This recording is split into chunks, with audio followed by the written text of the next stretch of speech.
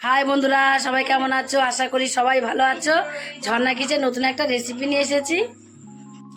আজকে আমি মাছের ডিমের ভুজিয়া রান্না করব। আজকে আমি মাছের ডিমের ভুজিয়াটা কিভাবে রান্না করব, তোমরা প্রথম থেকে শেষ পর্যন্ত পুরো ভিডিওটাকে দেখতে থাকো। আর একটা কথা তোমাদের বলে দিচ্ছি, আমি যে সারাদিন বাড়িতে কি কাজকর্ম করি না করি, যেটাকে বলে ব্লগ করি সারাদিন আমার বাড়িতে, সেটা তোমরা যদি দেখতে চাও তাহলে ঝর্ণার ঘর কোন একটা চ্যানেল আছে, সেখান থেকে তোমরা দেখে নিতে পারো। তার জন্য এখানে আমি দেখো দুটো পেঁয়াজ নিয়েছি আর দুটো নিয়েছি কাঁচা লঙ্কা। কাঁচা লঙ্কা দুটোকেও আমি কুচি কুচি করে কেটে নেব, আর পেঁয়াজ দুটোকেও একদম কুচি কুচি করে কেটে নেব। আগে চুকলাটাকে ছাড়িয়ে নেব। পেঁয়াজ একটুখানি বেশি করে খোলাটা ছাড়াতে হয়, খোলাটা বেশি করে ছাড়ালে দেখবে পেঁয়াজটা কিন্তু একদম খুব সুন্দর পরিষ্কারভাবে চলে আসে। তারপরে এটাকে একটু জলে ভিজাতে হবে, জলে ভিজিয়ে তারপরে আমি এটাকে কুচি কুচি করে কেটে নেব। পেঁয়াজটাকে আমি কেটে এক সাইডে রেখে দিয়েছি। এখানে একটা আমি ফ্রাই প্যান বসিয়ে দিয়েছি। ফ্রাই প্যানের মধ্যে অল্প করে একটু আমি জল দিয়ে দেবো। জলটাকে একটু গরম করে নেবো হালকা করে। এই গরম জলের মধ্যে এখানে দেখো মাছের ডিম আমি নিয়ে নিয়েছি। এখানে আমি অল্প করে মাছের ডিম নিয়েছি। এখানে 150 গ্রাম মাছের ডিম আছে। তোমরা যার যেটুকু লাগে তোমরা সেটুকু নিয়ে নেবে। এবারে মাছের ডিমটা আমি গরম জলের মধ্যে এইভাবে দিয়ে দেবো। দিয়ে দেখো এবার নামিয়ে একটু ঠান্ডা করে নেবো। তাহলে দেখবে ডিমগুলো কিন্তু ছাড়া ছাড়া ভাব এসে যাবে। আর নামিয়ে কিন্তু ঠান্ডা জল দিয়ে দিতে হবে সঙ্গে সঙ্গেই। মাছের ডিমটাকে আমি নামিয়ে একটু ঠান্ডা জল দিয়ে দিয়েছি। ঠান্ডা জল দিয়ে সাইডে রেখে দিয়েছি। সাইডে রেখে ফ্রাই প্যানটাকে আবারও আমি গ্যাসে বসিয়ে দিয়েছি। বসিয়ে এবার পরিমাণ মতো তেল আমি এর মধ্যে দিয়ে দেবো। তেলটা দিয়েও তেলটাকে ভালোভাবে একটু গরম করে নিতে হবে। তেলটা যখন গরম হয়ে যাবে, এখানে আমি পেঁয়াজ কুচি করে রেখে দিয়েছিলাম, যে পেঁয়াজ কুচিটার মধ্যে আমি দিয়ে দেবো। কাঁচা লঙ্কা কুচিটা একটু পরে দেবো। পেঁয়াজটাকে আগে একটু লাল লাল করে ভেজে নিতে হবে। সামান্য একটু ভেজে নিয়েছি। এবার আমি একটু এর মধ্যে লবণ দিয়ে দেবো। লবণ দিলে সুন্দর কালার চলে আসবে একটু তাড়াতাড়ি, তার জন্য অল্প একটু লবণ দিয়ে দিয়েছি। আর দিয়ে দেবো অল্প একটুখানি হলুদের গুঁড়ো। দিয়ে পেঁয়াজটাকে একটু লাল লাল করে ভেজে নেব। যে অল্প করে ভাজা হবে তারপরে কিন্তু লবণ আর হলুদটা একটু দিয়ে দিতে হবে।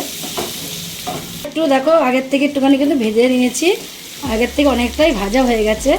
একটা কালারও চলে এসেছে, কত সুন্দর ব্রাউন কালার চলে আসলে ভাববে যে পেঁয়াজটা আমার ভেজে নেওয়া প্রায় কমপ্লিট হয়ে গেছে। এবার আমি এর মধ্যে দিয়ে দেবো একটু কাশ্মীরি লঙ্কার গুঁড়ো দিয়ে দেবো অল্প করে। আর দিয়ে দেবো এখানে আমি অল্প করে একটু জিরের গুঁড়ো, আর একটু দেবো ধনের গুঁড়ো। একদম 4 চামচের 4 ভাগের 1 ভাগ করে আমি এখানে মশলা দিয়েছি। যেহেতু অল্পই ডিম নিয়েছি তার জন্য অল্প করে মশলা দিয়েছি। তোমরা যে যেরকম বুঝে ডিম নেবে সেইভাবেই মশলাটা দিয়ে দেবে। কাঁচা লঙ্কা কুচিটা এর মধ্যে আমি দিয়ে দেবো। দিয়ে সব কিছু একটু ভালোভাবে একটু ভেজে নেব।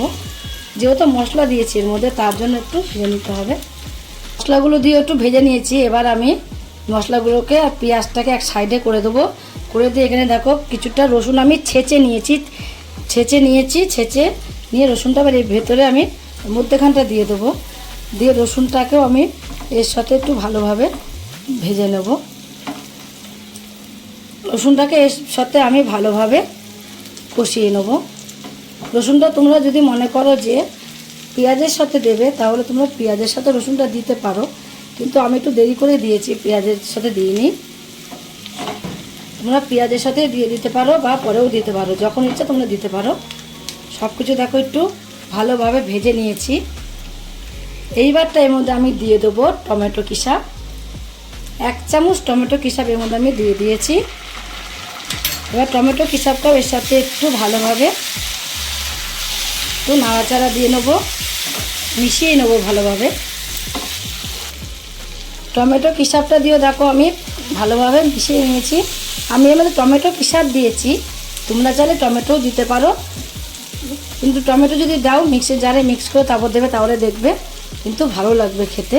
এবার যে ডিমটাকে আমি রেখে দিয়েছিলাম, দেখো ডিমটা গরম জলে দেওয়াতে কিন্তু নিজেই ছাড়া ছাড়া হয়ে এসেছে একদম। এটা কিন্তু আর সেই শক্ত ভাবটাও নেই, একদম নরম হয়ে গেছে, এরকম হাত দিলেই উঠে আসছে। গরম জলে দেওয়াতে এত সুন্দর হয়েছে, সফট হয়ে গেছে একদম।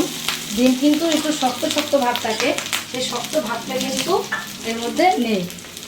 সেই শক্ত ভাবটা এর মধ্যে নেই বলেই কিন্তু এর সাথে মিশাতে বেশ ভালো হবে। এবার সব কিছু আমি একসাথে একটু মিশিয়ে নেবো। আগে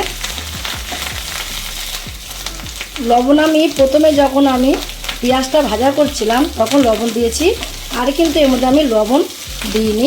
এইবারে আমি এর মধ্যে লবণ দিয়ে দেবো, ঠিক যেটুকু পরিমাণে লাগবে সেইটুখানি আমি এর মধ্যে লবণটা দিয়ে দেবো। এভাবে ছড়িয়ে ছড়িয়ে দিতে হবে, আর এক জায়গায় দিলে এক জায়গায় ভালো মতন হবে, আর ছড়িয়ে দিলে কিন্তু লবণটা পুরো ভুজিয়ার মধ্যেই ভালো মতো চলে যাবে।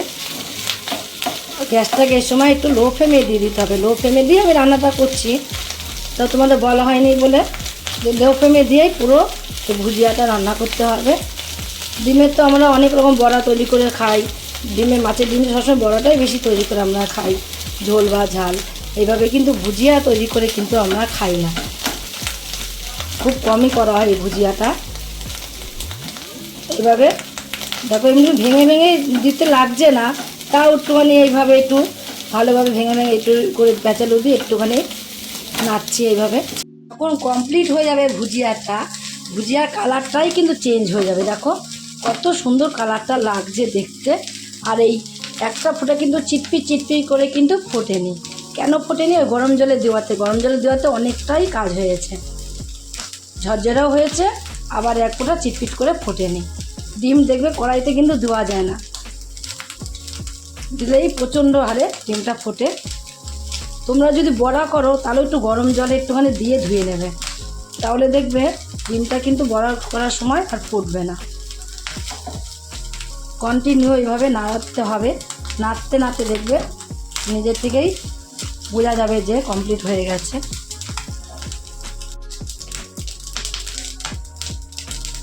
চটপট চটপট করে কেমন আওয়াজ হচ্ছে, তো দেখো আওয়াজটা শুনলেই তোমরা বুঝতে পারছো কেমন চটপট করে আওয়াজ হচ্ছে।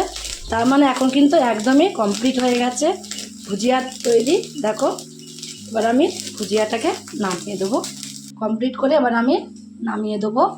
এইভাবে তোমরা একদিন বাড়িতে মাছের ডিমের, রুই মাছের ডিমের বা কাতলা মাছের ডিমের, সব মাছের ডিমেই তুমি যে কোনো মাছের ডিমই তোমরা নিতে পারো। আমি এটা রুই মাছের ডিমের করেছি। রুই মাছের ডিমের ভুজিয়া বাড়িতে একদিন তৈরি করে খেয়ে দেখবে। খেয়ে যদি রেসিপিটা তোমাদের কাছে ভালো লাগে, তোমরা যদি ফেসবুক থেকে দেখো ফেসবুকের পেজটি ফলো করে দেবে, যদি ইউটিউব থেকে দেখো ইউটিউবের চ্যানেলটি সাবস্ক্রাইব করে দেবে, পাশে থাকা বেল আইকনটিটা প্রেস করতে ভুলবে না, তাহলে নতুন নতুন রেসিপিগুলো তোমাদের কাছে তাড়াতাড়ি পৌঁছে যাবে।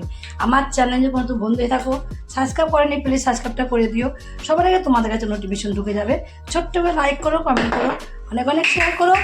নমস্কার বন্ধুরা, দেখা হবে আবার পরের রেসিপিতে।